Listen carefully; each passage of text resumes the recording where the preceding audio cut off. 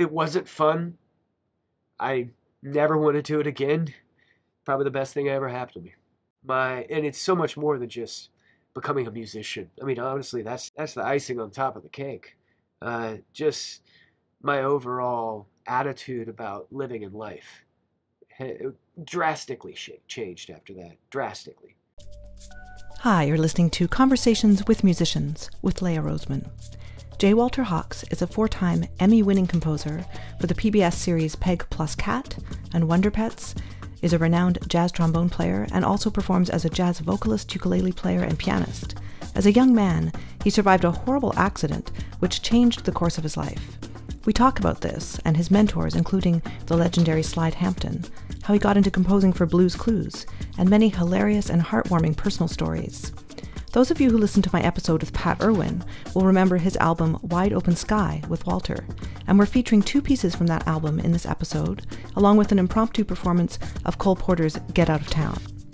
Walter's love of adventure really comes through in this conversation, and it's really inspiring to hear how he's built such an interesting career in music. You can use the timestamps to navigate, and like all my episodes, you can listen to this on your podcast player, watch the YouTube video, or read the transcript. Please do sign up for my newsletter to get access to sneak peeks on my website, leahroseman.com, everything linked in the description, along with a support link to support this independent podcast. In case you missed that episode with Pat Irwin, I'll link it in the show notes as well. Now to our conversation. Hey, Walter, thanks so much for joining me here today. Absolutely. I found out about you through Pat Irwin, because when I was researching him, I was listening to your album Wide Open Sky, which I love. I still listen to that. It's so great. And I thought, hopefully people will check out his episode if they haven't heard it. And he spoke to the creation of that album. I thought before we got into your story, which is so interesting, and you do so many things, if we could dig into that project a little bit and have one of those tracks early in the episode so people could actually hear your trombone playing, that would be cool. Oh, yeah. That's great. So you moved out to Long Island City in 2001, which is the same neighborhood he lives in. Yeah, I moved. I was living in the East Village, and I actually ended up moving October 1st, 2001.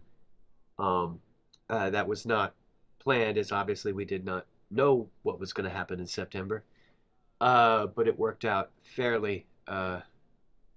It worked out all right. I was living in a pretty rough situation in the East Village, what they call an SRO, single room occupancy, 8 foot by 10 foot, with a sink, and I share the bathroom with the rest of the convict tenants in the hall, and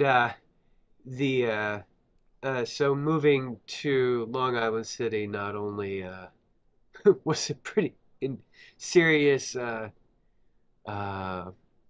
just a better living situation for me. It was also, the beginning of, I ended up staying there for 21 years. And this studio is in Long Island City. I actually moved from Long Island City to Astoria about a month ago. Mm-hmm. Yeah. Now, this album was a departure for both of you in terms of your style of writing. Oh, totally. Mm-hmm. Pat had put out a couple of CDs. His Lost and Found tapes. Yes! Yeah. And I was very inspired by that stuff. All of the songs were kind of these short vignettes. And just, I found them very pleasant to listen to. And I really wanted to try to do something along those lines. So, I was definitely, when we first started doing this together, I was thinking a lot about those. And then it just sort of morphed into this other thing. And yeah, it's quite a bit different. Most of the trombone work I do is in the jazz world. And I would even say of that stuff in the jazz world, the vast majority of it is in a very traditional jazz setting. So yeah, this was a bit of a departure from that. But when I first moved to town in 1995, I was really pretty all over the map. So it was nice to kind of uh, be able to, kind of open up some of those creative pathways that hadn't been used in a minute. Yeah. So I love those lost and found projects of Pat's, and some of that music's included on my episode with him as well. So people should check that out. oh yeah, it's good. So from this album, Wide Open Sky, I was hoping we could include 2 tracks. So one of them is called February, and the other one's called For a Dance. Would that be okay with you? Yes, yes. Uh, February. That's actually one of my tunes. And it was originally I was at a artist colony, Virginia Center for the Creative Arts, I believe, VCCA, in Amherst, Virginia. I was working on a very large scale piece of music that I never quite finished.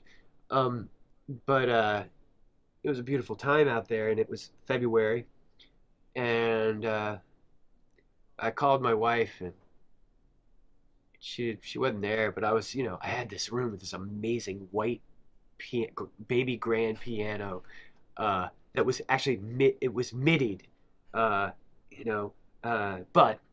when I called my wife, she wasn't there, and I was sitting at the piano, so I just sort of doodled something and let that be the message.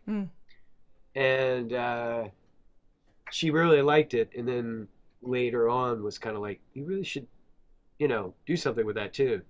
I was like, well, we had to go through some fairly technical whatever to finally get that message off of I forget what the situation. I think it might have been her phone, or maybe I don't know. I just remember it was a thing. Yeah.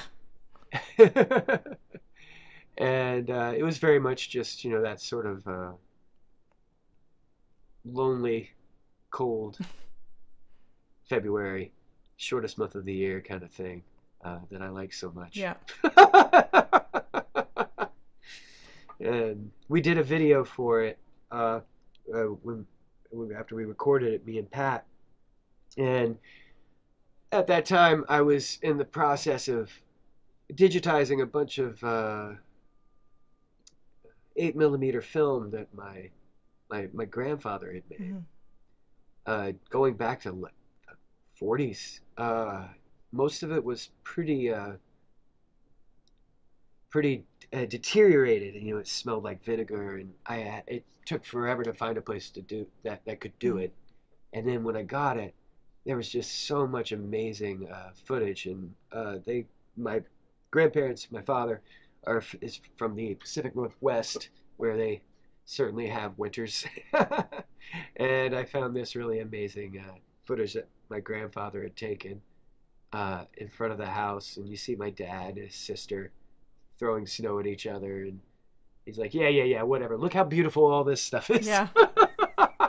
And then the last cut is him getting a shot of my grandmother going to the outhouse.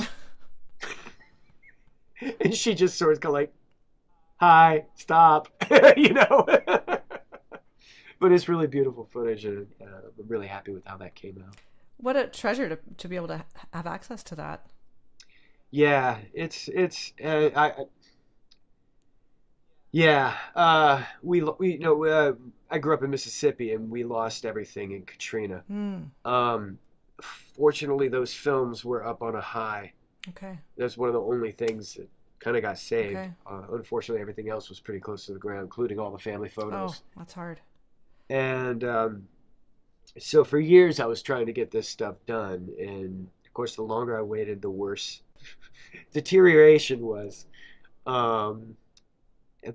And eventually, I got all of it that could be digitized, but unfortunately, the oldest of the stuff, I wasn't able to get it done until, sadly, after Dad was gone. Okay.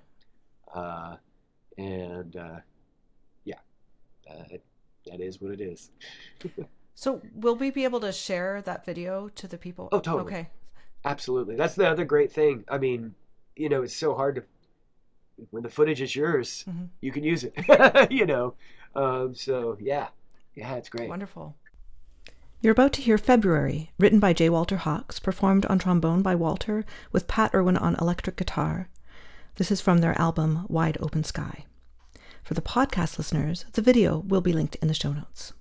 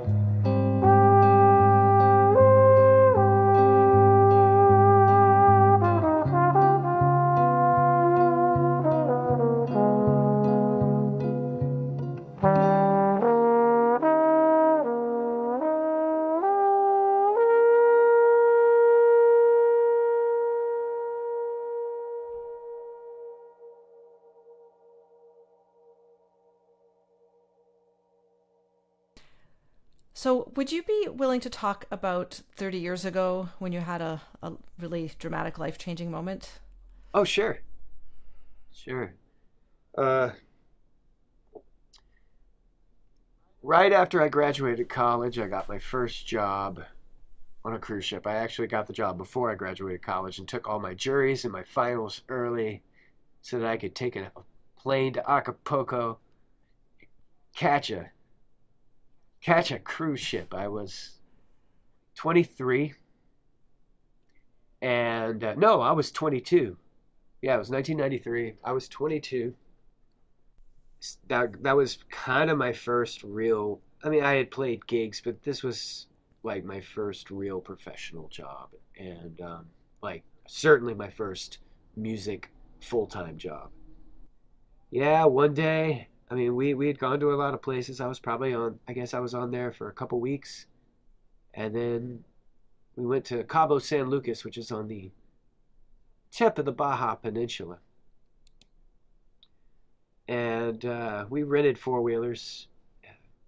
We're riding around. It was me and the band and some of the audio and video crew, and I feel like some of the other people on crew staff. Uh, and we were riding around, and it was in this area with a lot of big, tall sand dunes near these cliffs that went down to the ocean below.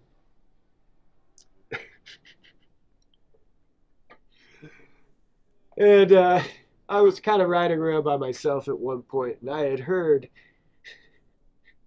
this rumor. So 23, 22. I had heard this rumor that there was a photo session happening at the top of the mountain for the Playmate of the Year. And so I told myself, I'm going to go check that out, man. That's crazy. I got about halfway there and was thinking, I'm going to look like a pervert. I'm going to go get the rest of the guys and be a group of perverts. So I turned around, started heading back to where everybody else was riding. And I saw this trail that I didn't notice before. And sure, I was exploring. Went down this trail and made a hard turn to the right. And right when it did that, it was like against tall rocks here. Right when the turn finished, those rocks disappeared, and I was literally riding along the edge of a cliff to an insane height, to the crashing waves below and rocks. And I was like, whoa. So I tried to get away, and when I should have just hit the brakes, but anyway, 22. And so I tried to get away from the edge, and I hit a rock that knocked me airborne and literally teetering on. Right here is where I should have jumped. I should have just jumped. But all of my instincts, just from years and years of being a crazy kid on a bicycle, jumping over things and doing all that stuff, I held on. And it went over. I free fell about half of the way, holding onto the bike. Stayed upright. Again, that might have been some of the experience I'd had in the past or something. I don't know. And then I free fell about halfway down the cliff, landed about halfway down. The bike flew one way. I flew another. I kind of did this and rolled against rocks, God knows how much further down. When I made it to the bottom, I was very alone. I wasn't wearing a shirt, wasn't wearing a helmet, and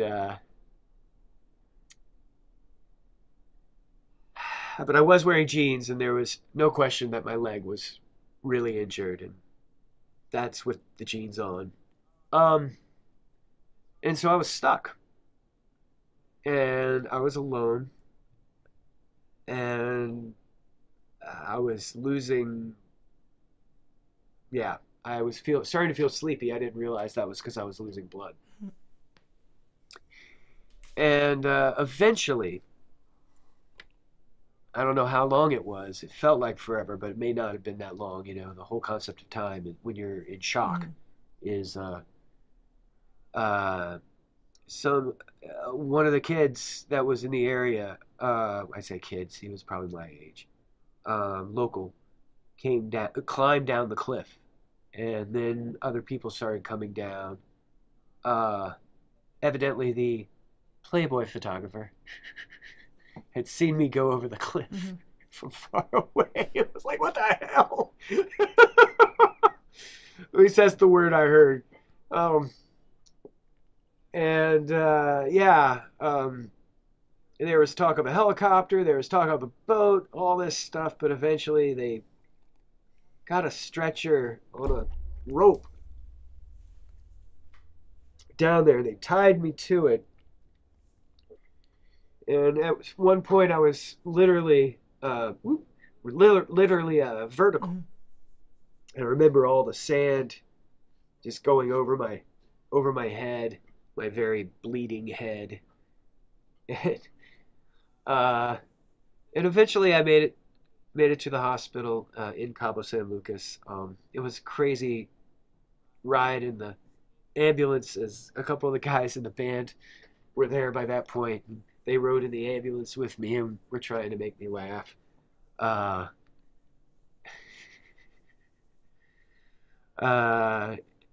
I ended up staying in Mexico for 12 days in the hospital. And of course, when I woke up that next morning, I was in a lot of pain.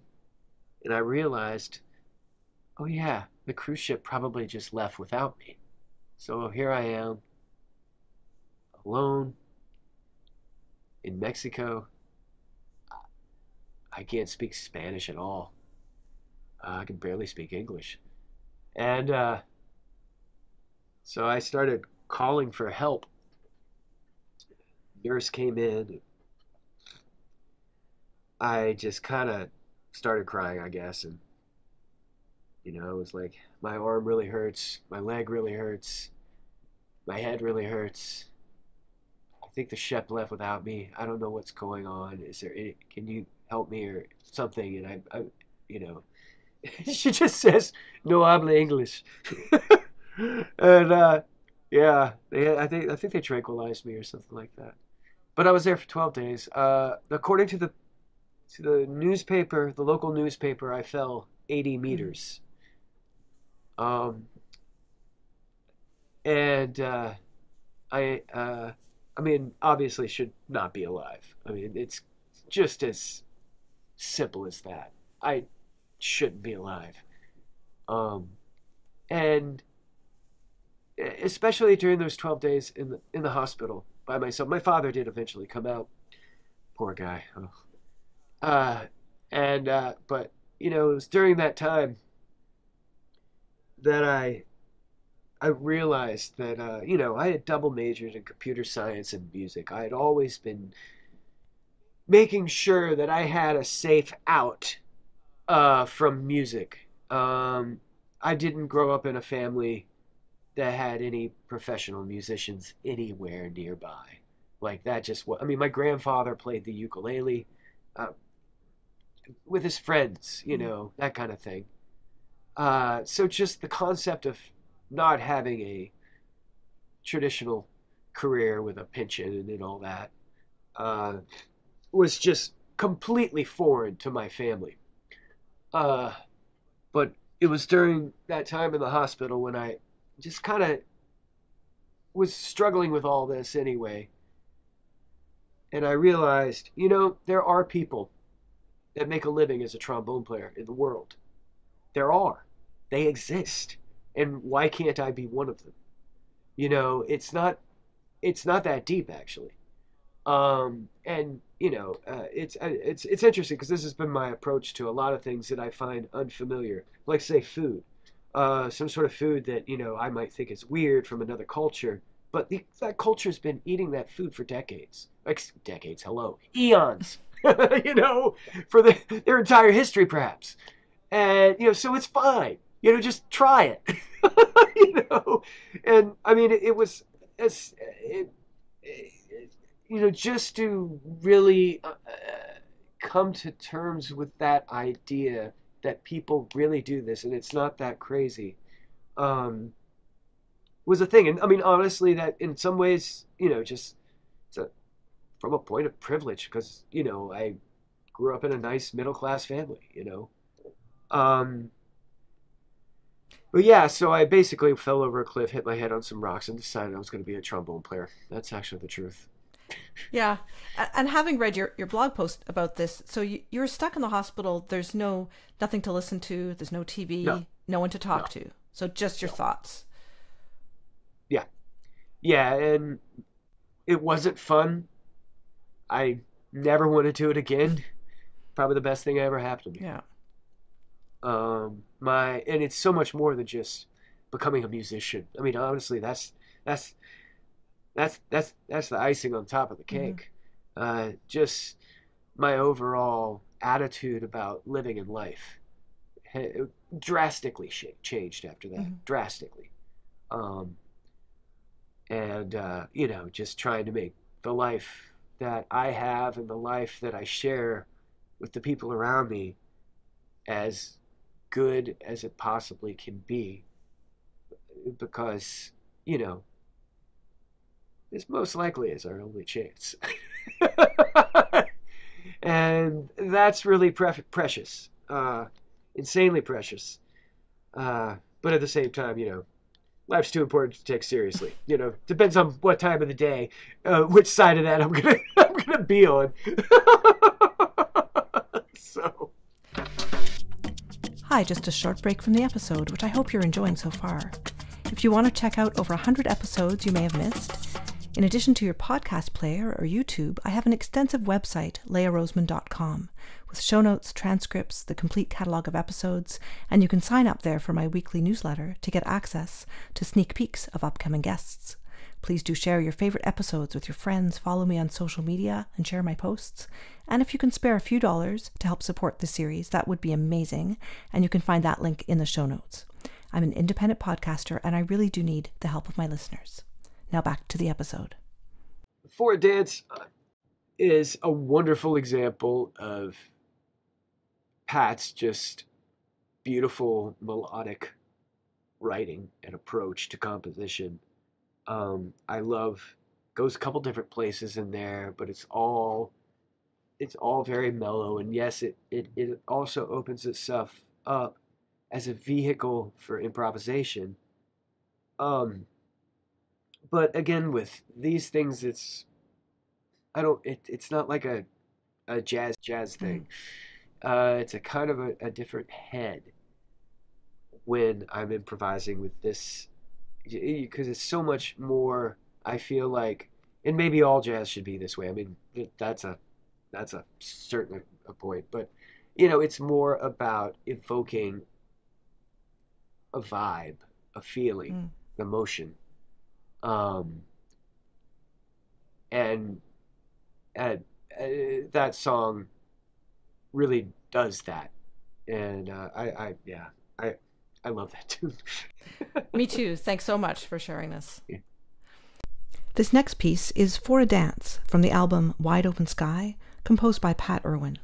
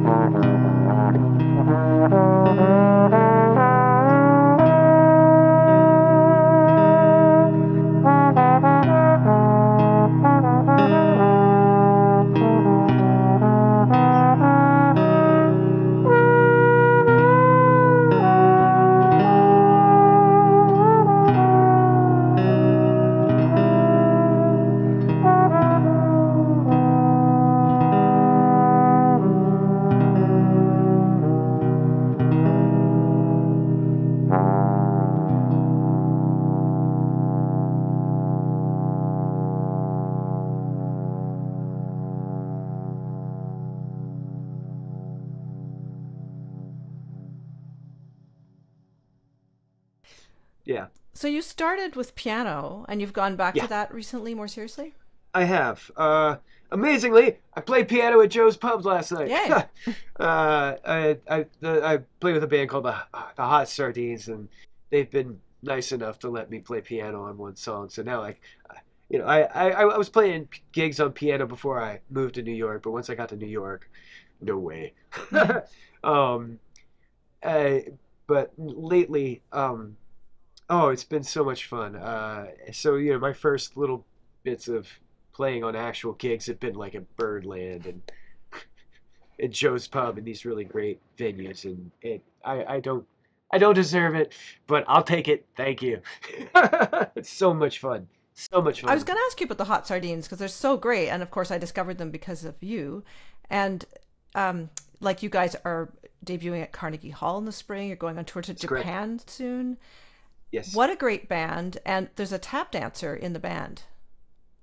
There's been a lot of tap Okay. dancers in the band.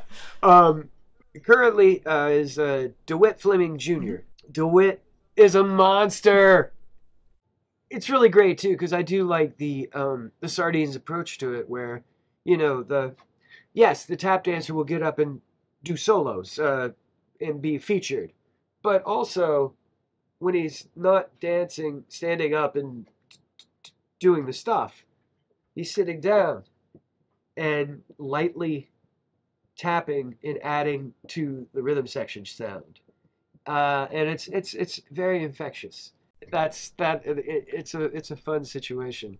I like how once you bring something like a tap dancer into a serious, well, I'm not going to say serious, but whatever, jazz band, no matter what, you can't get away from there's this little bit of a variety show act Hmm. vibe that comes to it, regardless how, let's say, deep and artistic the dancer is. And believe me, DeWitt is, man, rhythmically, I've never experienced a dancer that can swing as hard as he can, you know.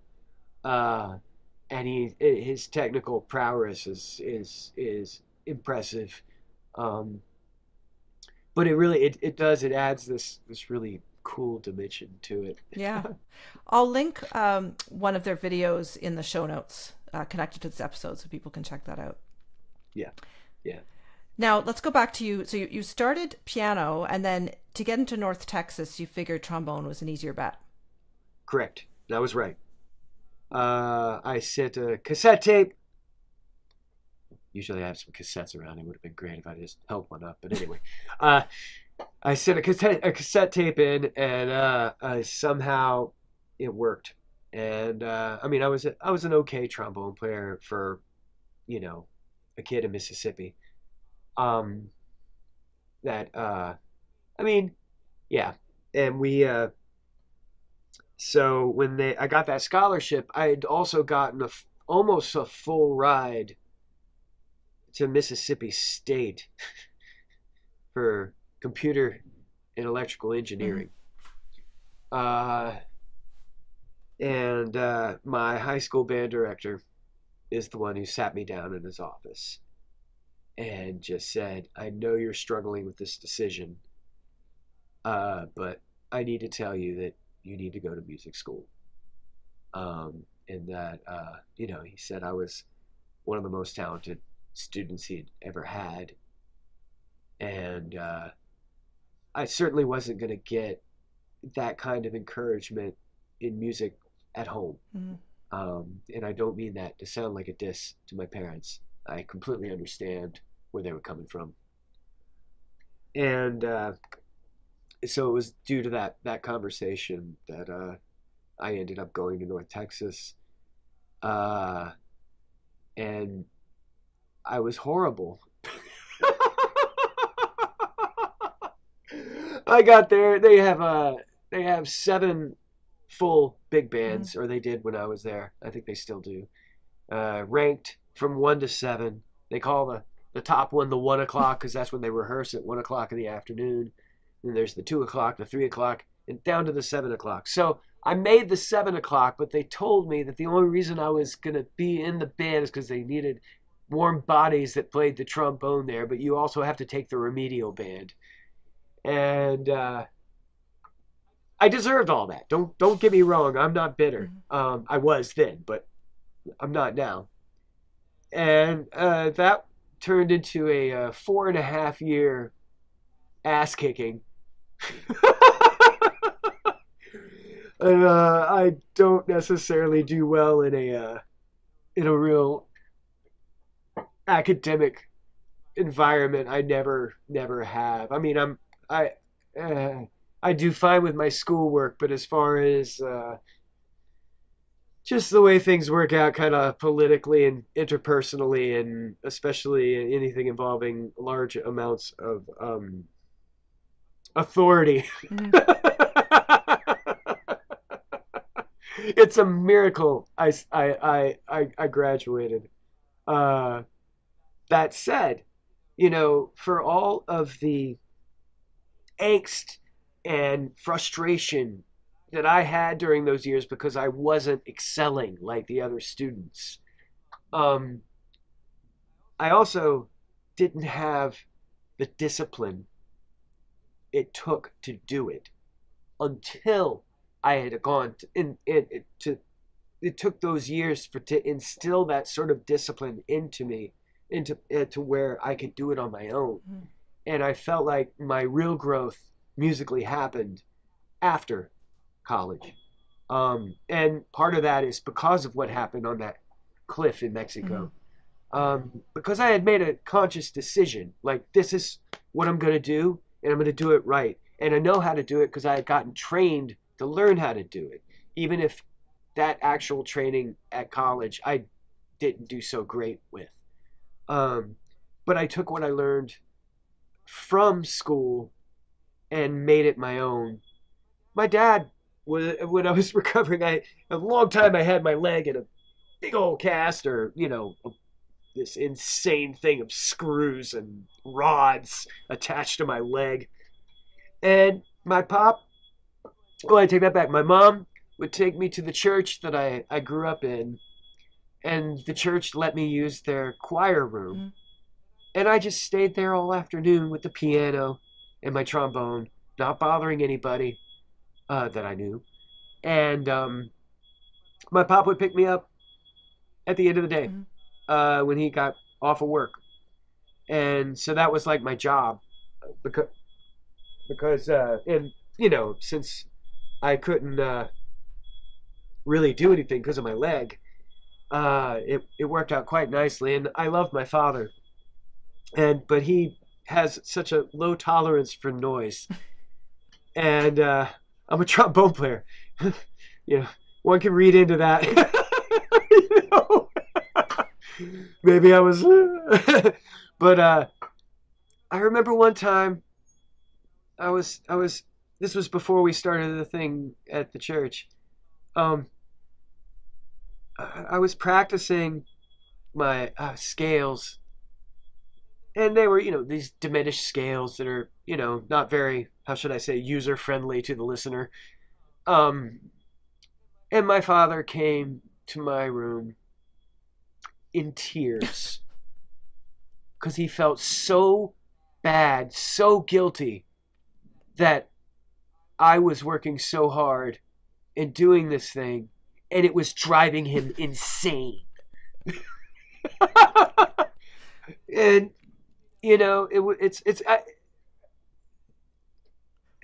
Now, I get it. I get it.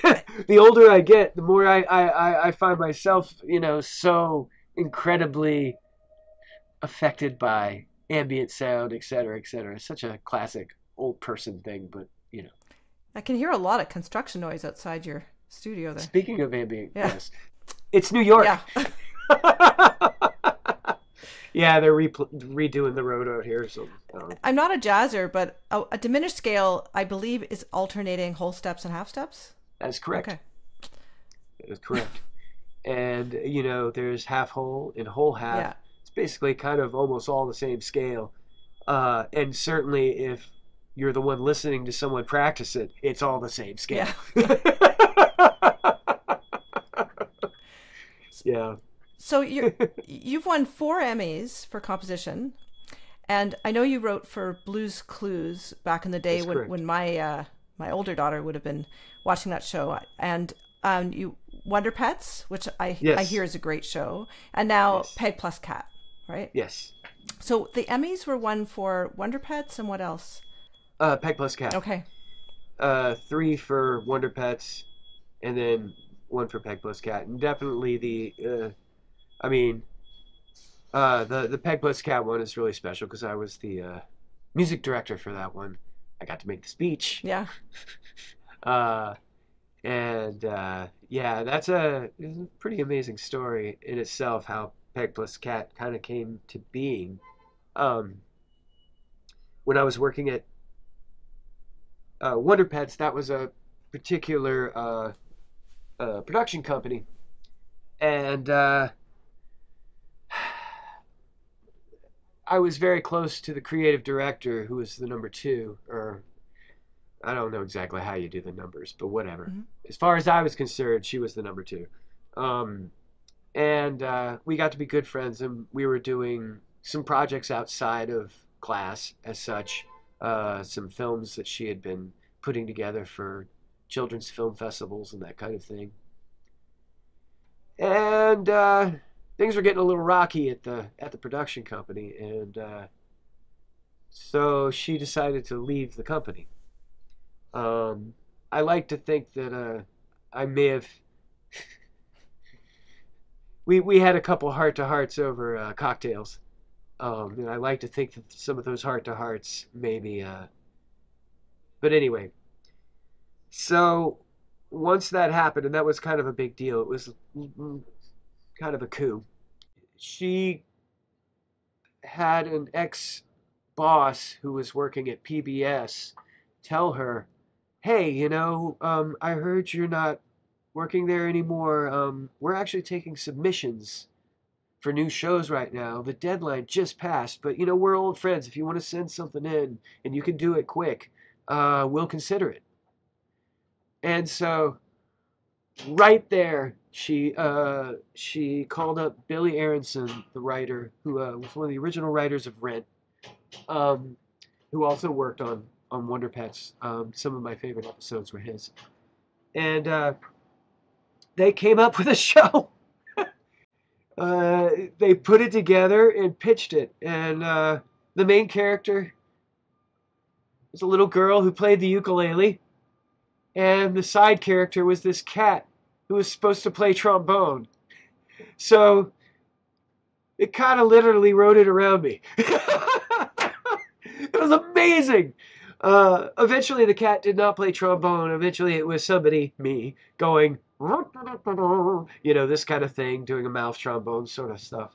But still, it was great because this is the only, that job, the only job I ever have where I could just do whatever I wanted. I mean, I had been in the kids' TV business for an easy 10 years, 15 years by that point. So, like, I knew the ropes and I knew the vibe, but I've always had a certain approach.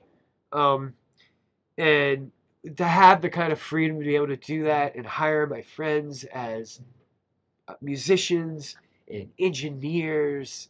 It was so great. It was so much fun. Such a great show. And it taught math, which also, considering my academic background, just everything lined up. And that was so much fun. The other thing that was really fun about that job, now all of these shows, with the exception of Blue's Clues, were kind of what I would call, typically, especially when I'm giving a clinic to graduate students, kind of ass backwards, where we would not see any video.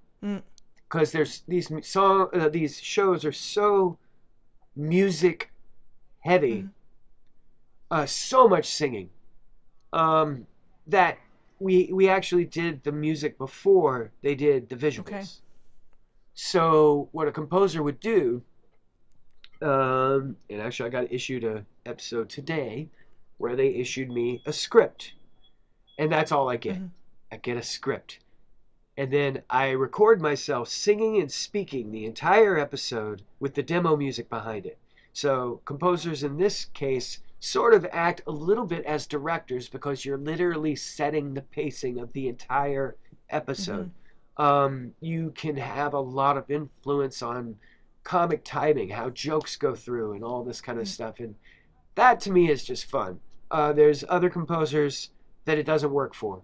And there's a lot of composing work out there that doesn't work for me. So, I'm just glad, that there's something. It's when I was a kid, we would make little skits on audio tape and stuff, and mostly recording toilet flushes and things like that. Little boys, but it feels like that. I'm kind of making this like cool long skit with music, and then I turn it in, and we go through various rounds of revisions, and then they actually do the storyboard to the composer's demo. Those poor storyboard people having to listen to us singing. But the great thing about this for me is, I do some singing, and I really enjoy the acting and certainly the joke telling part of it.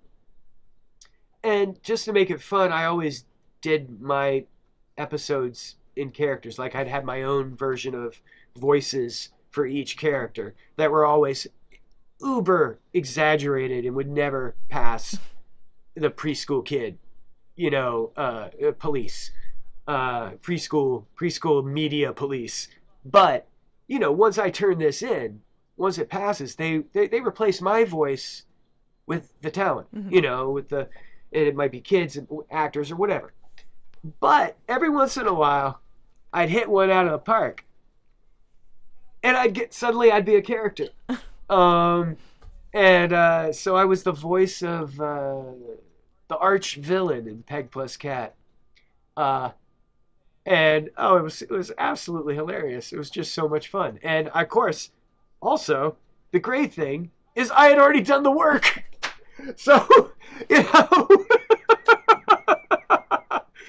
so it was so much fun. The first time that happened was on Wonder Pets, and we did a version of the Blue Danube Waltz, and there was like a yak and a bear and some other animal. And so on my demo, it was this, and I just go, kind of like whatever, the Young Frankenstein or whatever, as the yak. And I got the gig, although they made me come in and re-record it, which was fine. But I came in, I yacked all over the place. It took 15 minutes, and I got paid better for that than I did for composing. I mean, that was a long time ago. But still, it was amazing, amazing. I mean, these are the kinds of things, like just these really wacky situations that are just so absurd. And that I just love this kind of insanity that life is. And before I would have been before the accident or whatever, I think this would have like wigged me out. It would have just that but I like just how completely insane the world is. So ukulele, you belong to a New York ukulele club. Is that still a thing? That's not a thing. That was the New York ukulele, what do we call it? Ensemble? The New York Ukulele Ensemble, I believe it was. And, of course, that was led by a guy named Uke Jackson. And who's a very interesting character, as one would expect with a name like Uke Jackson. Writer, musician. Anyway, going back to the SRO I lived on St. Mark's Place. The guy that lived below me was rumored to have been the murderer of Abe Leonwald of the 2nd Avenue Deli. So playing trombone in that apartment wasn't really an option. So my father had given me my grandfather's ukulele right about the time I was recovering, I think, probably. Maybe a little before that. But, I thought it was a toy, whatever. Um, and I showed it to my friends at Blues Clues, and they're like, "This is a nice ukulele, Walter. You should have this looked at." Because one of the strings didn't keep in tune, it just didn't hold, whatever. And in the end, because Dad said that Grandpa said it was broken, I brought it to Matt Hugenoff and guitars on guitar store in downtown. I want to say West Village. Don't even know if it's still there. Uh, and turned out that Grandpa had strung it incorrectly, and that's all it was. Uh, the the the friction tuning was holding up just fine. So I started playing it all the time because that's what I would do in the SRO. And also I would alternate side parking. So when I had to go out and go to my car and wait for the street cleaner to come by, I would just get in the car and I would practice. It was so much more convenient than trying to do something with a trombone. And and and what I started to find, first of all, there was no YouTube at the time. Uh, and I refused to go get lessons because in that ukulele case of my grandfather's was a Rosetta Stone of about 3 or 4 songs that he had either typed out the lyrics and drawn tablatures, the little things where you put your fingers, and so using that and math, I figured out how to tune the ukulele and how to do all the other chords just from the 3 or 4 chords that he had written out. Obviously, I had a lot more time on my hands than I do now. And I just loved this concept because, the idea of the ukulele, I was not taking it seriously at all. And I didn't want to take it seriously. Trombone was all about taking it seriously. Piano even was about taking it seriously. This was going to be just something that's kind of fun. And I like the idea of feeling like my grandfather taught it to me. Yeah. And what ended up happening is I ended up on the road with a band in the late 90s a band called Jet Set 6. We were kind of riding the wave of the neo swing movement that was happening at the time. Big Band, Voodoo Daddy, and Jerry Poppin' Daddies, and all those daddy bands that were happening back then. But, we'd be going across the country, and I would just be quietly in the back seat practicing. And I found that I learned so much more about harmony from playing the ukulele. I was already pretty good because I, got around on the piano okay, and I was no stranger to harmony. I orchestrated for orchestras and big bands and all this stuff. But it's a totally different animal on this little thing with only 4 strings. As I'm sure you understand, of all people. And it kind of blew my mind just how much more I understood how the notes relate to each other from this as opposed to your typical piano approach. And I would even say it's better, at least to me, than guitar with all those extra 2 strings. It's just too much. With this, that chord is literally 12 different chords. It just depends on where the bass is, whether there's a bass playing or not. If you know how to get around the instrument, and you can do very little and imply a whole lot. But you have to understand just how complex everything is to be able to simplify it in the smartest way. That's going to still make it feel a little more sophisticated, even if you're not actually doing much on this. It's also the easiest instrument, I think, of all to start on and actually start sounding like you're making music, which I'm very sensitive to because being a trombone player, no matter how naturally talented anyone is, you're gonna sound like lawn equipment for about 4 years. Mm. There's no way around it. Before you start doing things that sound remotely like music. you know? So this thing is great. I'm guessing you have a few ukuleles, but the one you just picked up, is that your grandfather's ukulele? No, Grandpa's right over there. Yeah, I could just really grab sure. it. I have so many stories about this ukulele too, because I have left it on the train platform. I have left it on a dumpster on Ludlow Street at 2 in the morning. I have lost my balance and sat on it and flattened it. And this is like one of the few family heirlooms that exist. Thank you, Katrina. So it's just amazing I still have it. But yeah, she is. Very well worn. You can see there's good many cracks that I do need to get reinforced. But it's probably going to be out of tune. Oh, it's not too bad.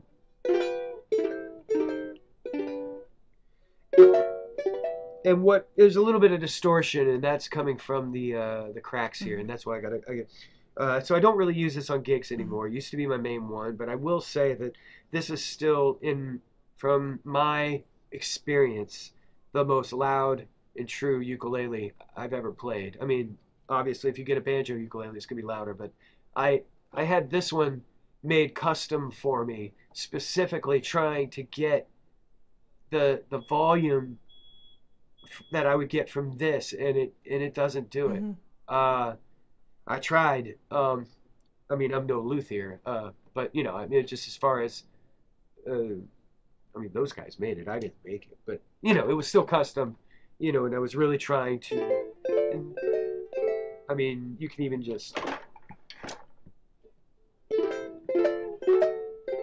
I mean, it's just so much louder. It's too bad it's still got the cracks right now, though. But yeah, my now wife, that night that I left it on the dumpster, we were all out with our friends the night before our big party, and woke up at noon the next day. Didn't even really realize what had happened until about 1. And I thought for sure that, this thing was gone. And so we went back to the area, and I think I was already in tears. I'm sure I was. And she had started knocking on doors around there, and there was a candy company that wasn't really it wasn't like a storefront. It was like a little factory, an old candy. And this is, if you know the piano store, the Pianos is the name of the club that's now there. It was called the Piano Store back then, and we used to throw these somewhat not completely legal parties there. And next door was this candy place, and sure enough, he had picked it up. He saw it at 6 a.m. when he came into work that day. And I think that would have been on a Sunday, if I remember correctly. And yeah, I after she kept her cool, and I was flipping out all over the place, and I kind of read the writing on the wall, and I proposed fairly soon after. It's good for me to have somebody a little more be around somebody a little more, as I can be a little all over the place. I'm sure that's hard to believe. I'll just mention for my listeners who haven't heard those episodes, there's a wonderful jazz singer, Diane Nalini, I featured, who plays jazz ukulele really gorgeously, and she plays quite a bit on that episode. And I also featured an Australian musician, Philip Griffin, who's done a whole bunch of things, and including ukulele, and taught a lot of ukulele in schools. Like in New Zealand, they have this huge tradition with these huge ukulele orchestras. So we talked about that quite a bit. Yes. In that episode. Yes. There's the one out of Great Britain as well. Yeah, there is a total tradition with that, and we sort of did a little of back in the day with the ukulele ensemble. It was much more of a, let's just say, a downtown hang. It was a very much a gaggle of extreme individuality. One speaking of which, it. Oh yeah, we would. I remember we played a parade at some point. So what are you going to play? Yeah, Cole Porter's "Get Out of Town." I especially like a lot of these songs from the Tin Pan Alley era, as such.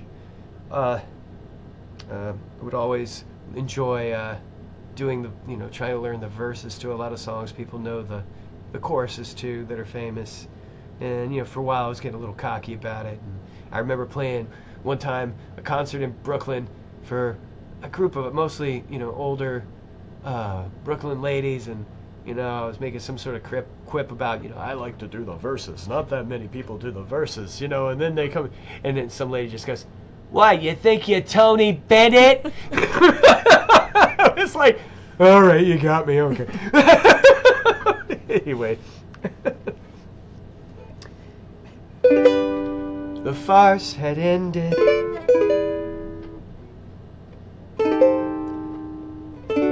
The curtain drawn. And I at least pretended that love was dead and gone. But out of nowhere you come to me as before, to take my heart and break my heart once more. Get out of town before it's too late, my love. Get out of town, be good to me, please. Why wish me harm? Why not retire to a farm and be contented to charm the birds off the trees? Just disappear. I care for you much too much. 'Cause when you are near, so close to me, dear, we touch too much.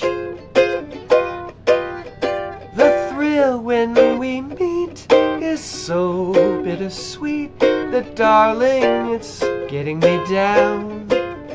So on your mark, get set, get out of town.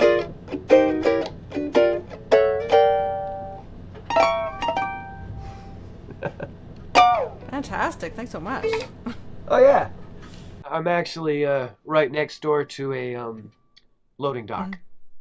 Hence the beeping, which is actually a beautiful thing, because when I got this space, I've totally scored, because the idea of having a place where I could blow my brains out on the trombone 24 hours a day without worrying about bothering anybody is worth its weight in gold in New York City.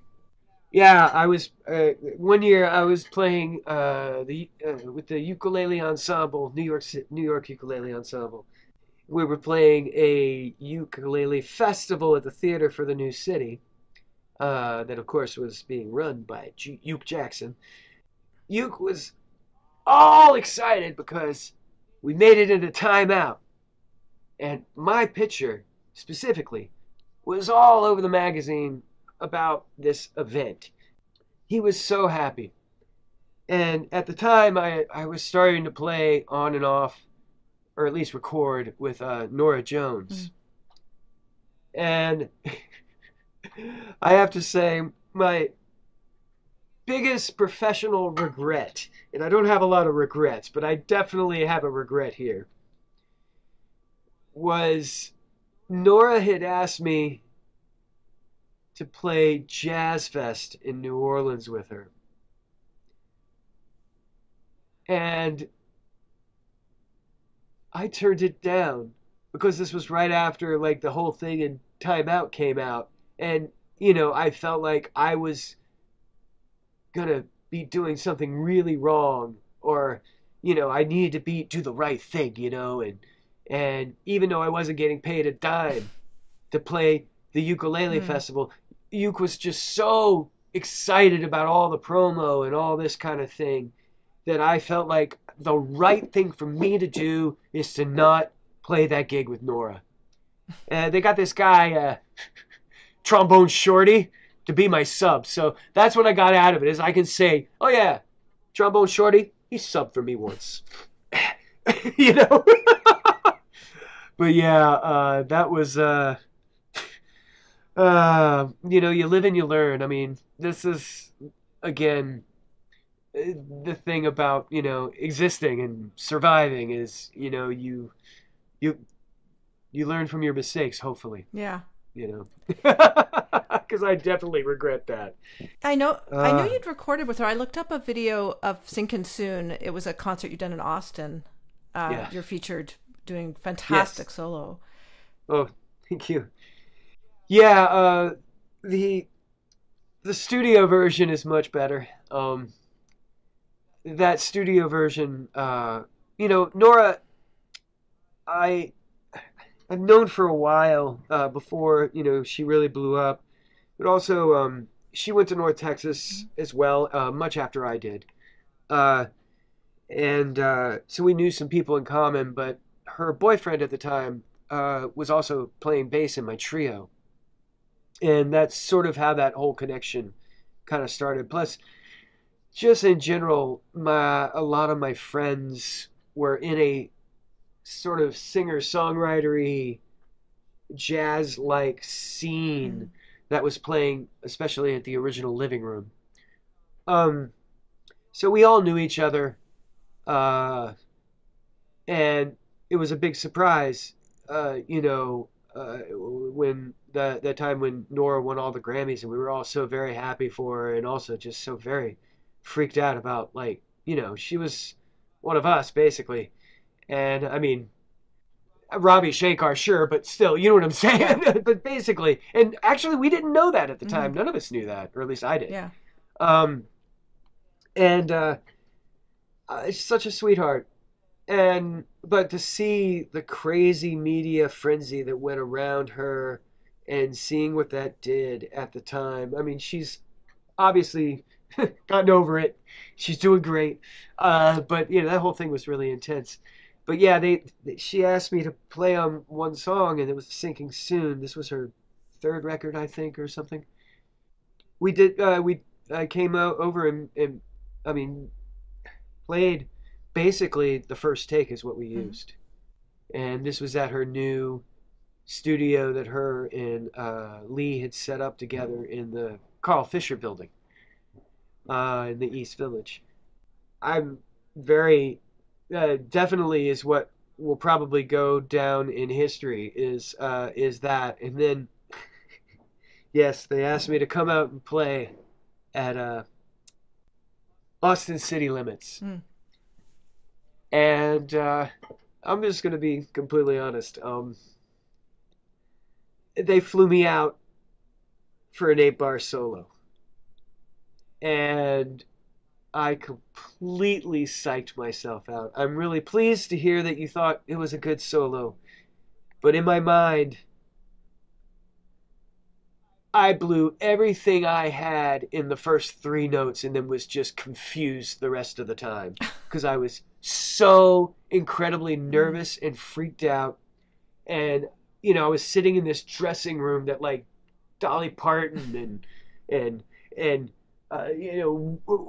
Willie Nelson were, maybe in last week. There's all these pictures of everybody hanging out backstage, Mm. and I'm like sitting in this room by myself, like, whoa, oh, I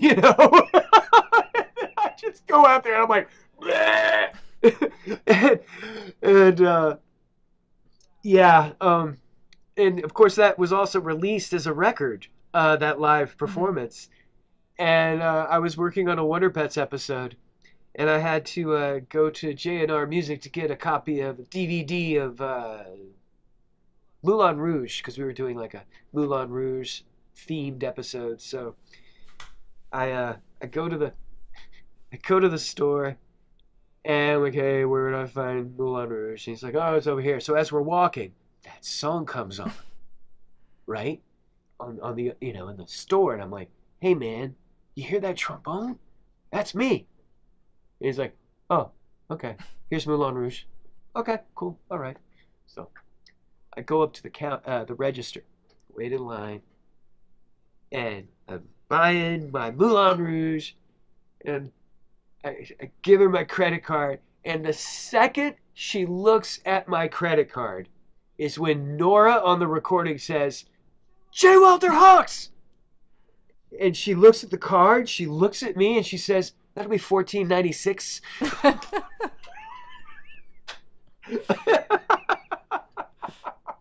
Such good stuff. Anyway. It's interesting about performance anxiety. It's something that comes up on the series a lot. And, as a performer myself, it's, a big part of my life. And also talking to a lot of jazz musicians on this series, because people have said, they kind of like when it's not necessarily a listening audience because you can feel more free. But, let's face it, you're at a level of skill where even if you feel pretty awful, it's probably going to sound okay. Yeah. Yeah. I mean, just to be able to survive in any city as a full-time professional, even part-time, but still, you know what I'm saying? You have to be on a certain level. Yeah. And I mean, and what you were saying about playing where people are listening, I absolutely feel that 100%. I have a plug time. I have a weekly gig in New York City at a little wine bar in Long Island City, Domain Wine Bar, every Wednesday, 8:30 to 11. And, it's a cute little wine bar with a pretty beat up upright in the back. And I refuse to use microphones or any sort of amplification. It's, I have a few weird hills I'm willing to die on. People just, it's not a music venue. And so people are just talking over it, sometimes right by me. Sometimes it annoys me. Most of the time, I'm pretty cool with it because of what you were just saying. It's like, once I start really paying attention to every little nuance that I'm doing, I start getting a little self-conscious. Mm-hmm. I'll be the first to admit it. And I definitely like playing in a wine bar situation like that because I also like the idea of adding an ambiance to a room. I don't need to necessarily make it a show about me. Even when I'm singing, it's one of the reasons why I don't want to use a microphone. I definitely feel more comfortable. That said, the more you do it, all these times playing with Nora, playing with even the Sardines, when I was out with Lucy Woodward, and like a lot of these places where we're playing big stages and I'm heavily featured, the more you do it, the more you get used to it, or at least that's been my experience. And part of that is I think because as a trombone player, I'm just being forced into so many different situations, completely different. One day I'm out in front, another day I'm way in the back, part of a big band or whatever, or in a horn section, or playing a salsa band, playing for a while I was in a Persian wedding band, just all these, a klezmer band, a lot of different situations. And the more of those situations that one does, I feel like it's like flight hours, and it does become easier. But boy, I can certainly psych myself out at the most random of times. And definitely that time on Austin City Limits was and that's also the most viewed YouTube video I have. It's hilarious. One time somebody commented on there, is like, this guy needs trombone lessons. I just hit like.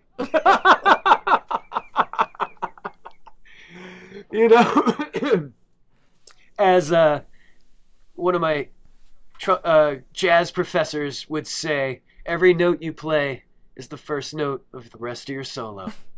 You got to perform with Slide Hampton, yes. Real legend. And I was researching him because I wanted to ask you about that. And there's a great quote from him. He said, playing the trombone makes you realize that you're going to have to depend on other people. Yes. Oh, that's funny. I have heard that, but I forgot about that. That he had said that. Yeah, that's true. And he always had a crew around him. It's pretty amazing. I took lessons with him for quite some time. Uh, very Another funny situation that I just somehow gotten myself into. Um, I cold called him one day. I got his number out of the Musicians Union book and just cold called him. I asked him, how much he charged for lessons, and he told me, and I couldn't afford it. And a friend of mine, a trumpet player, John Mark McGowan, wonderful player, uh, who was in Lionel Hampton's band for years, uh, told me that Slide was starting, this would have been like 1996, 97. Slide was starting to use computer copyists exclusively, as opposed to people who did copy work by hand. And I had a laptop, I had Finale, I'd done like 2 cruise ship arrangements on Finale by that point. I was like, okay. So I tried it again. I called up Slide and, hey, got an offer you can't refuse. You give lessons to me, I do copy work for you. And he actually went for it. It was amazing. And so I started taking lessons with him, and it was absolutely beautiful. One of my favorite things that I got I got out of him. If that sounds bad, I don't mean it that way. But one of that he said to me that really affected me was, I've always struggled with the fact that, what do you practice? Because you got to practice everything, and it's impossible to practice everything. And I'm not the kind of person that keeps a log. I respect those that can do that. I wish I could. I can't. That's not me. So I asked him, how do you know what to practice? He just looks up and he says, practice for the next gig, man. I was just like, oh, that's so much deeper than it actually is, or than it comes across. And it made, and yeah. And Slide, after 6 months of taking those lessons, oh, he was so good. I still have so many of those recorded. And he was so nice to me, so nice to me. After about 6 months of this, he still hadn't asked me to do any copy work. And so, he said, don't worry, you could. I was like, okay, all right. And sure enough, he calls me one day and he says, okay, so I got some copy work for you, but I'm about to go out of town, so why don't you just pick up the score from my doorman? I'm like, okay, cool, man, that sounds great. So I go to pick this thing up. He hands it to me. And it's a huge, like this big score, and it says Carnegie Hall on it. And I'm like, what? And I open it up, and it's a full orchestral arrangement for Barry Harris, for a concert that was being produced by Clint Eastwood. I hadn't been in town for a year, man. Like, I hadn't even been in town for a year, and suddenly I get thrust into this, and like I said, I'd done a couple cruise ship arrangements on Finale at this point. So, I just dropped everything and I dove in. I didn't do everything perfect for sure. And I had a whole lot of questions for Slide, and he was so patient with me. Because so many of his voicings I just didn't understand, and his approaches, and he completely answered in the nicest way, like a lot of my stupid questions. But of course I asked them, which is something I wish when I teach younger folks that they would think to ask questions, Sorry. That was a old man alert coming out again. Uh, but I was not afraid, for better or worse, not afraid to ask those questions. And not only did he answer them, he was very gracious about it. I ended up ghostwriting a little part of it, in the in the harp, and I was so excited because when it got broadcast on television, you know, at one point the camera focuses in on those harp players, and I'm like, you know what? Had I not written that part there, those cameras wouldn't have done that. So in a way, I made that happen. Like something I did actually had an effect on something. And it was such a great feeling because also it felt like a very positive thing. I was so proud of the work. Granted, it was mostly copy work. I still have that score. And, every single time from that point on, when I would get a score from Slide, I just saw it as a learning opportunity. I would take those scores apart. I would ask him questions about why did you put this in the saxophones and not in the trombones, and things like that. And he was always so great, so great. And through that, eventually I became one of the copyists for the Carnegie Hall Jazz Band, which put me in many other completely insane situations around jazz greats. And I don't know how far I should go with those stories, but I will just say that a lot of I found myself in some fairly uncomfortable situations that I put myself into, and I made it out okay, uh, and I learned a lot from it. And I was working for a while, and I was working with George Wein, going to rehearsals with Frank Foster, and just all these amazing, amazing musicians that I'd heard about all my life, and then suddenly, barely a year in town, and I'm like hanging out backstage, Carnegie Hall, with John Faddis as we're doing like all Gil Evans and Maria Schneider's there, and Randy Brecker's in the section, and just all these names and figures that I had heard so much about, loved their music, and suddenly was just like right there. Had I been a little more mature, it probably would have gone a lot better, but that's not how it worked. I'm curious, when you moved to New York, did you have any connections? Yeah. What ended up happening was I was working on cruise ships. After I recovered from that accident on the cruise ship, I lived in Biloxi for a minute. Then I moved to Mobile, Alabama, for a minute, and then I went back on cruise ships because I didn't know what else to do. And when I was I had met a cabaret singer that I really enjoyed working with, and she had invited me to New York to play 2 weekends worth of gigs at a piano bar in the West Village before I knew what a piano bar in the West Village was.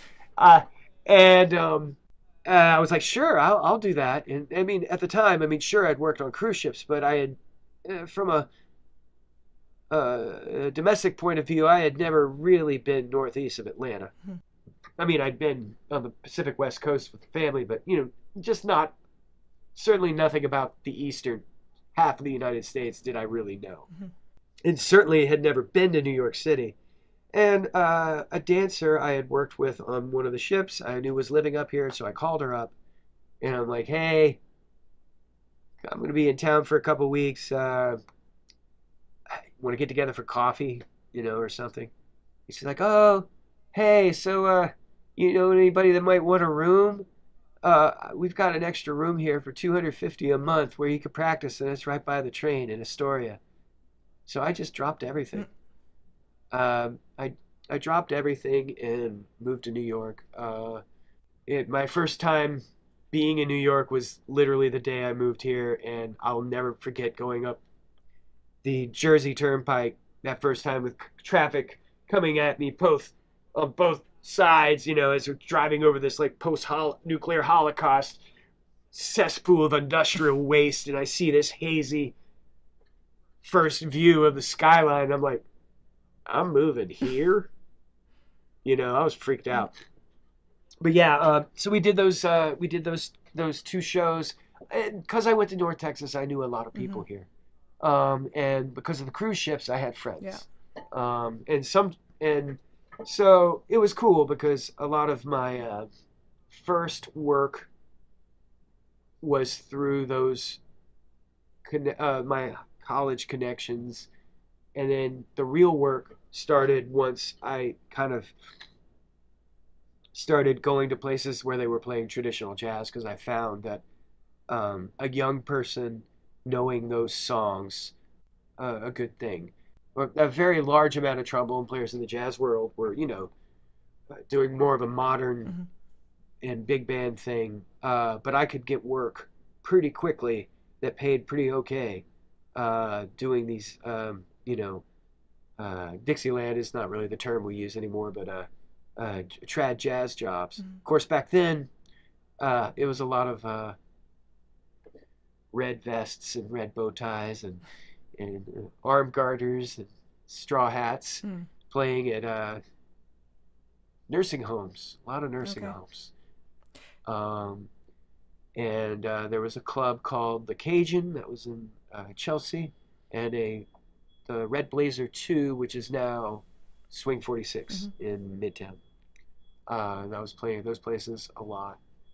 Uh, but yeah, so I did know some people. That was, of course, a very scenic route. Yeah. I'm curious, you must know so many tunes, right? I know a lot of songs, yeah. And how do you go about memorizing them? Pretty much, it's not very, it's not very deep. It's over and over and over and over again. Especially if I have to sing it. I find it's harder for me to memorize. Or at least I'm more stressed about memorizing lyrics Mm-hmm. than I am melodies. I'm pretty good with memorizing melodies, um, pretty quickly. But when it comes to lyrics, I basically start from the beginning and I get away from the book as quickly as possible. A lot of times, let's say it's an AABA tune, I do it one section at a time. Always starting over at the very beginning. Let's say if I make it halfway through Mm-hmm. the the the second A of lyrics and I mess up, I start over right at the very beginning. And what I found that does is even if I'm not quite as solid with the end of the tune, if I have the beginning of the tune really burned into my system ROM, Mm-hmm. then this other stuff comes back, Mm-hmm. if that makes sense, especially if it's a song that I haven't played for a while. But if I learn it that way, where the first lyric always comes to my head very clearly, um, then that works. But it, you know, I play it over and over and over again. Then I walk away, I do something else, and I come back fairly soon. And when you give yourself little breaks like that, um, it gives you a chance to forget it, Mm-hmm. if that makes any Yeah. sense at all. And so when you come back after a little break, it helps, I feel, with me to get it past just short-term memory. Mm-hmm. And a lot of times I have to learn songs like specifically for one event. What ends up happening is I'll think I know it, and then a year later, not be a year before I do it again, and then of course it's actually completely Mm-hmm. gone. Yeah. Now, I know you love vintage electronics and old computers, and Yes, you also have a theremin. I do. What's your instrument collection like in general? Because you're producing music all the time. When I'm doing my actual work that pays the rent for the kids shows, I mostly just do everything as they call it in the Yeah. box, which is means just using software. However, when I do things for Mm-hmm. me, I like using other bits of gear. It's a little bit of a problem. Um, uh, and but still on the kids shows, like certainly, like there was a lot of Peg+Cat where I was using I have a Wurlitzer electric piano that I like to use, and an old organ. Actually, I just used the old organ for a Halloween episode. It's so perfect. It's an old Lowry. It sounds like a soap opera or a horror movie organ from the 50s because that's what it Mm-hmm. is. Um, and But yeah, it's a combination of just love for the gear, and my computer past, whatever you want to say. And I like actually buying broken stuff and fixing Mm-hmm. it. Uh, I don't always succeed at it, but I found when I'm trying to repair something or build something, it's one of the few times I can really listen to music. As most of the time when I'm working on music, so I can't listen to Mm-hmm. music. um, it's kind of like knitting for nerds, you know. Just I like a hot soldering iron. And just trying to get things to Mm-hmm. work. The monster that's behind me was kind of happened over the pandemic. And I most likely will end up probably having to get rid of most of it, maybe sooner rather than later. I don't know, but it's funny because I've never been a huge fan of electronic music, but I've always been fascinated by the gear. Mm. Um, and now that I've really dove into the gear more, I've started to do more research into actually what people were doing with the gear. And I've gotten to be listening to a lot of electronic music now. It's kind of a funny thing to start in your 50s. But yeah. And I do have a pretty. I can't really.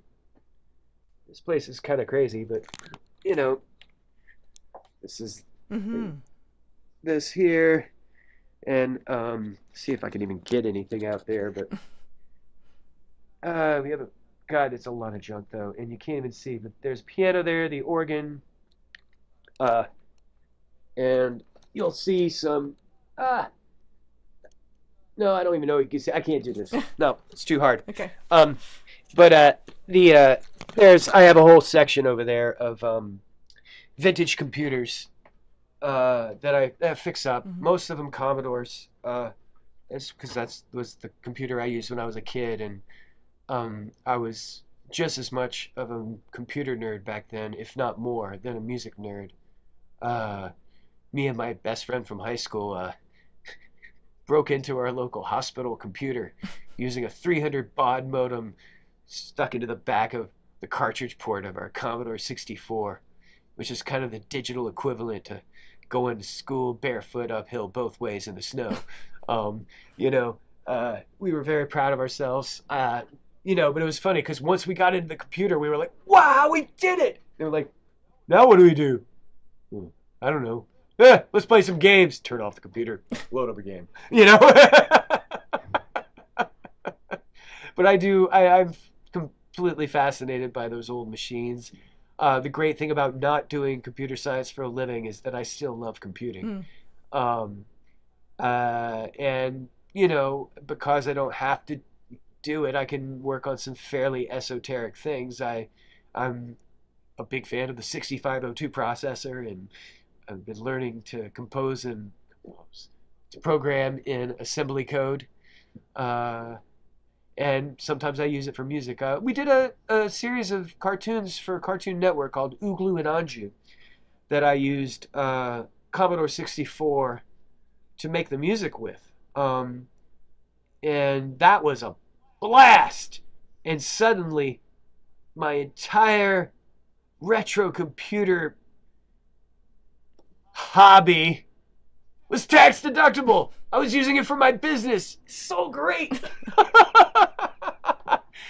um, and it's so, and it's a lot of nostalgia, but it's also a good exercise in that if you understand how those old computers work, you can keep the entire. If I'm going way off of music here, I'm sorry. Anyway, you can have in your mind the entire computer.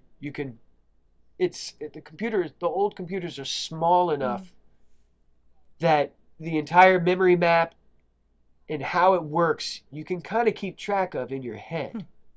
And if you understand how that works on the lowest level, when I say lowest level, I mean like every bit that gets flipped and how the CPU works and uh, executes instructions. If you understand how that works, you understand how this works. Yeah, your phone. You understand how your phone works, which is just basically that same thing times 3,000 trillion zillion. Yeah. Um, but the same basic concepts are there. Mm-hmm. Um, and that's helped me a lot, having that understanding. Certainly in the troubleshooting thing, and you can see, if you can see, I'm surrounded by a bunch of gear, a bunch of equipment that is kind of held together by twine and string and bubble gum, and knowing how that works makes troubleshooting problems, and you will have problems, much easier. Mm-hmm. Well, to close this out, I was thinking of two things, and maybe you're willing to speak about both of them. I mean, one of the things I'm always so interested in mentorship, because you mentioned your high school band teacher just sitting you Yeah, down. yeah. We didn't really talk about the experience of going through band education, so maybe you want to address that. But the other thing I was thinking about is just the fact that you do these quite different things in the music world. So maybe that helps keep you balanced, right? It's not all just playing Yes, jazz gigs. yes. I think it keeps you balanced, and I think, well, and very similar to what Slide said.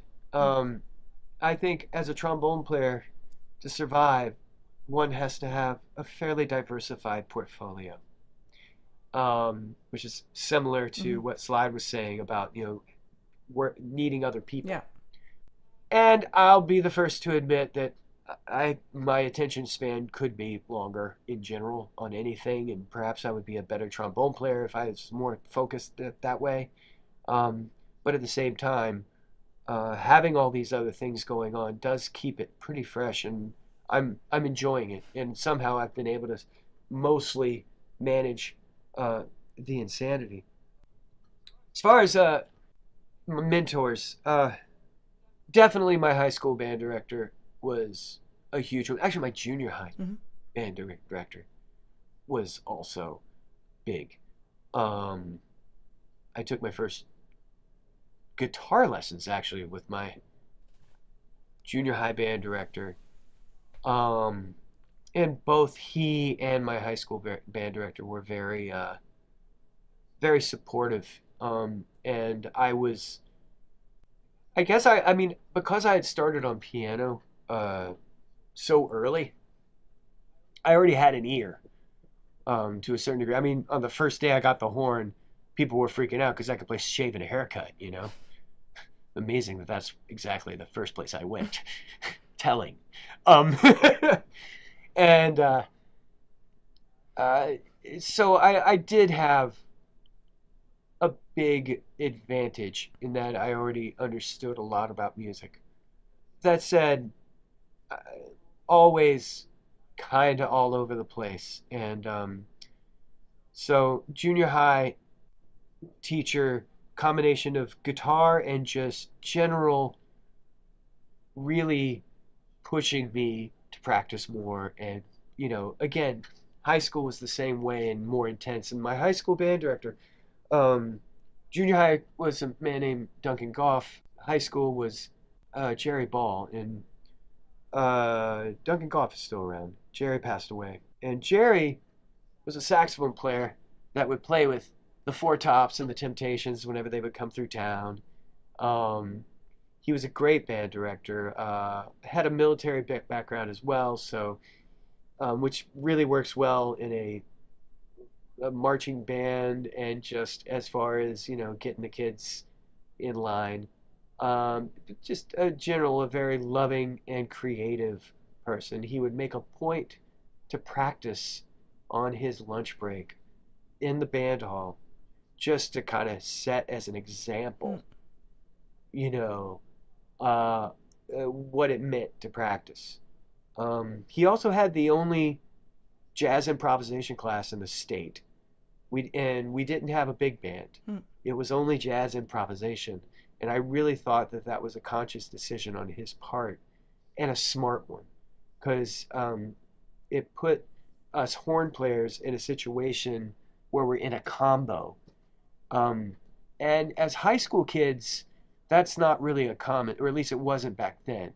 It was always either, marching band or concert band, and, the real fancy schools had big bands, So we were playing in that jazz band class. We were playing some jazz songs, but we were also playing like Sam and Dave and uh, we played The Final Countdown, and songs that were on the radio.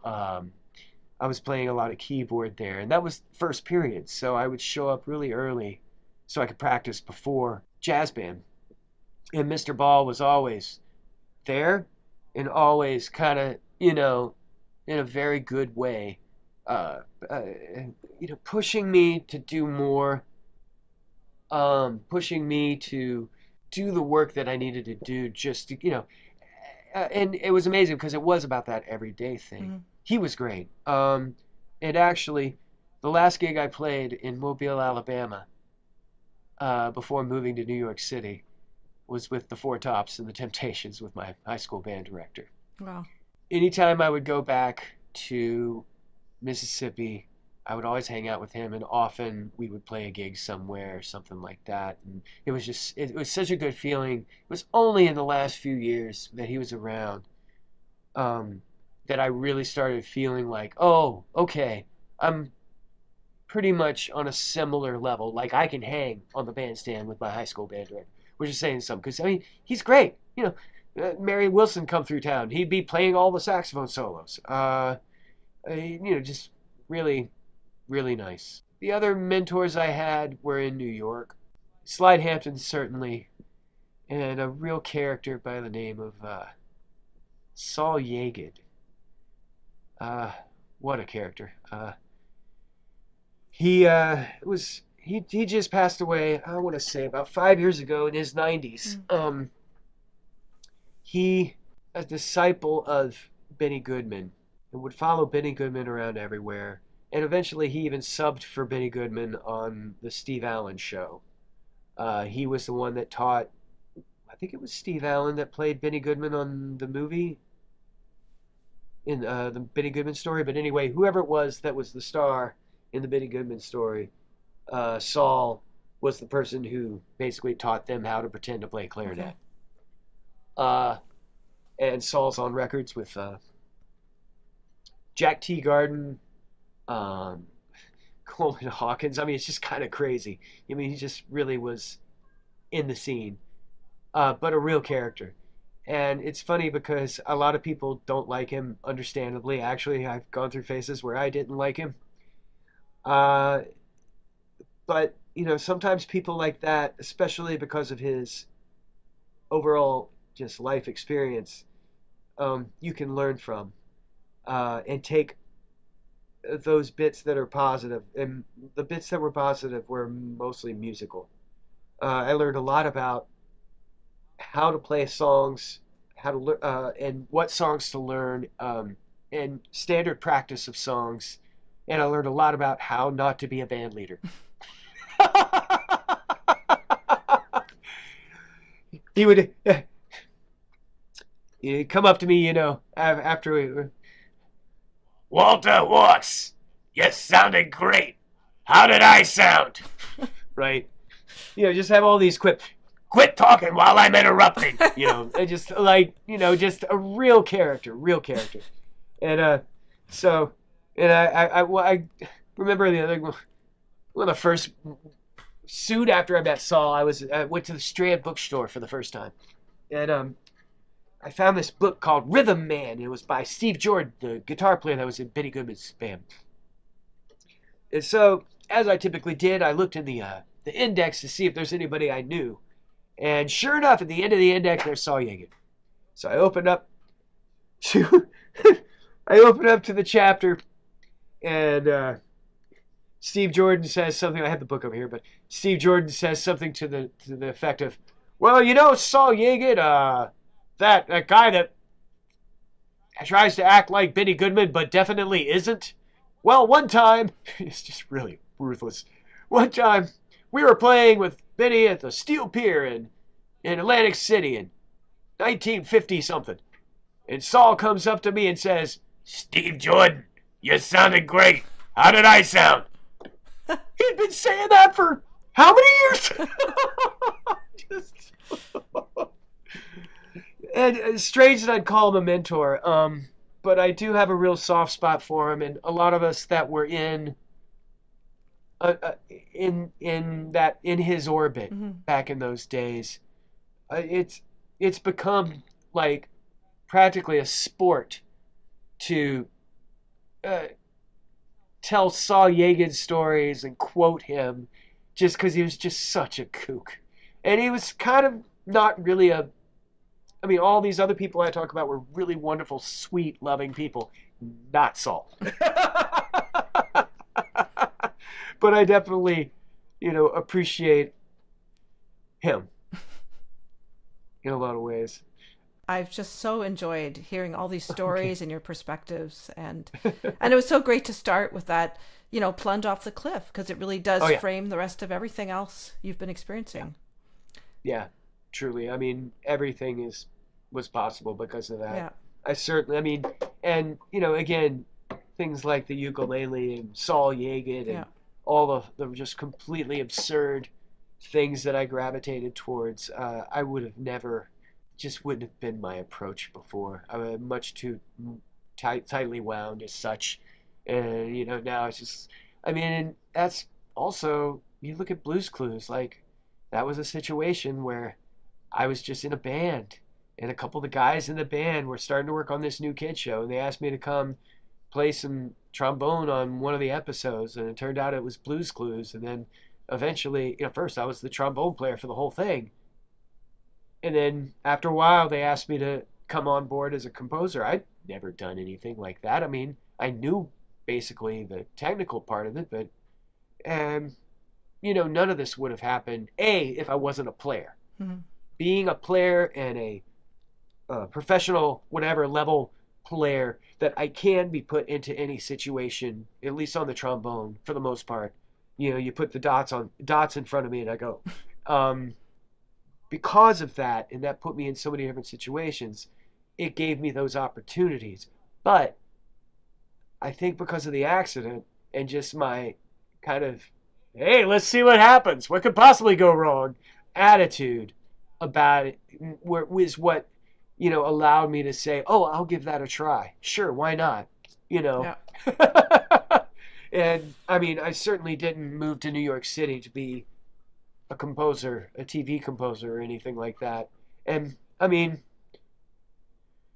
there are things about it that, sure, I could be a better composer. I could be doing more films, all this kind of stuff. I could be a better trombone player. I could be more of a serious quote-unquote trombone player, which honestly to me is a little bit of a oxymoron, but let's not go there.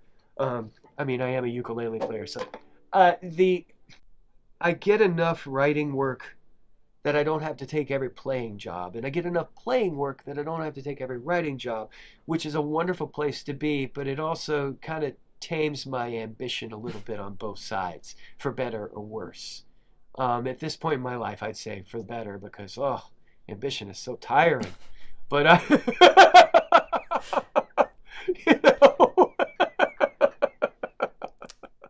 Thanks so much for joining me here. It was great. Absolutely.